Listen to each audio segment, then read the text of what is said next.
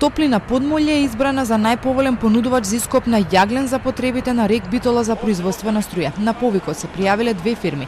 Иако договорот со компанијата се уште не е потпишан, се поизвестно е дека Топлина ќе копа и јаглен и јаловина во рудникот Брод Гнеотино.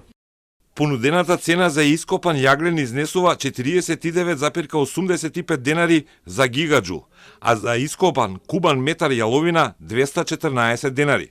Вкупната финансиска рамка изнесува 1,44 милијарди денари за период од 12 месеци. По овие бројки може да се види дека сумата по која Топлина би го копала јагленот и јаловината е приближно иста со онаа во нивниот привремен договор.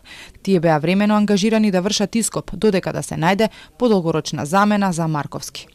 Избраниот економски оператор ќе работи според потребите на РЕК Битола. Станува збор за ангажман за период од 1 година. Во период кога изведувачот нема да биде ангажиран, а ЕСМ нема да има финансиски импликации. Како свој подизведувач, компанијата Топлина пријавила 4 фирми: Границ Скопје, Градба Промет од Кавадарци и Линден од Струга, Топ Билд од Скопје. Како техничка поддршка пак две компании: Форса АСА од Скопје и Машинокоп од Кавадарци. ЕСМ подолг период бара замена за Марковски, кој пак копа јаглен за време на претходната влада. Но со доаѓањето на новото раководство во РЕК Битола, договорот со нив беше раскинат поради непочитување на обврските. Претходниот повик пропадна затоа што ниту една од пријавените фирми не ги исполнувале условите до крај. Па така Топлина времено беше ангажирана. Исто така Топлина заедно со уште две струмички фирми, Сим Инженеринг и Јавор Транс, кои се поврзуваа со луѓе блиски до семејството на поранешниот премиер Заев, беа подизведувачи на Марковски.